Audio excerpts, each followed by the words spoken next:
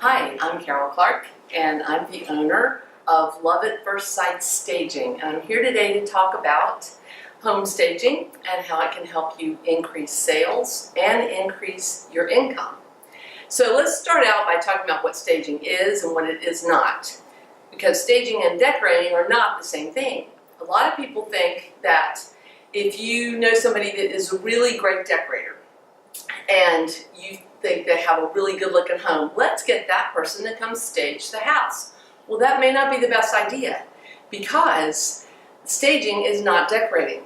Decorating is appealing to the specific taste of the homeowner or homeowners, and that's not what staging is. Staging is to appeal to a much broader audience in order to get the buyer pool. It is different in that it is a lot less taste specific than decorating, and it is enables the home to be shown in the best light and to highlight the architecture of the home. Why should you stage your listings? Number one is marketing. It is by staging your listing, you're going to get more money for your clients, and more importantly, it's going to make you more money faster, because staging optimizes your listings so that you can meet those increasingly high expectations of the generation that watches HGTV. So those people that watch HGTV, they expect the perfect home. Staging is about, we're talking about selling an idealized lifestyle, not the owner's current reality. And that's very important, because the owner's current reality may be that the home is messy, and the seller or the buyer's current reality may be that too. Their home may also be messy. But if the home is beautifully staged, the generation that's raised on HGTV will go in and go, wow, I think I will live like this once I am in this home. So it gives them a different psychological impression of the home. Also, the HGTV generation thinks, I want what my parents had, but they took 30 years to get there, and I want it even though I'm only 30. There are a number of statistics that show that staging works and staging sells.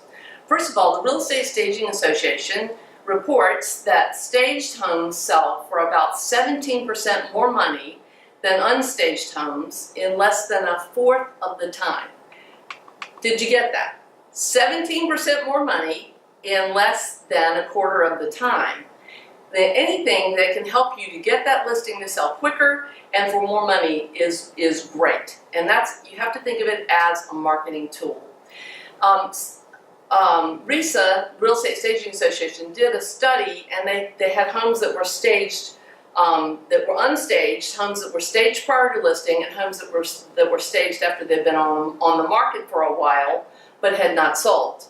Homes that were staged prior to listing spend 90% less time on the market. 90, not 90% less time on the market.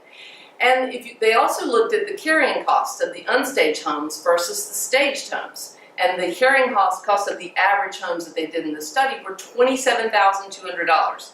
Now, staging costs far less than the carrying cost of $27,200, and also far less than the first price reduction, which, if it's a very expensive house, could be upwards of $100,000. Depending on if it's $1 million house, you may need to reduce it $100,000. The best staging in the world is not going to cost $100,000. There are a number of differences, though, among the type of staging that you can get. First of all, there are differences among stagers. We want you to make sure that you understand what the differences are, because there are different types of services offered. Some staging, and this is the one that most real estate agents know well, is you have an unoccupied home, a vacant home, and people walk in and they go, well, what am I supposed to do with that room?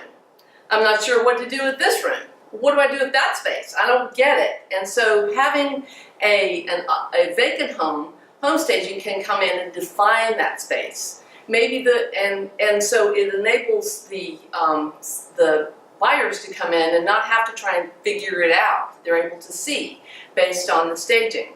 The second thing is that you can have occupied staging. Occupied staging also entails, sometimes we're defining rooms again. I had one staging where the current owners used it was a condo and they used it as a dining room. The particular market that was going to buy that home did not want to see a dining room there, so we staged it as an office. These kinds of things are really helpful in staging.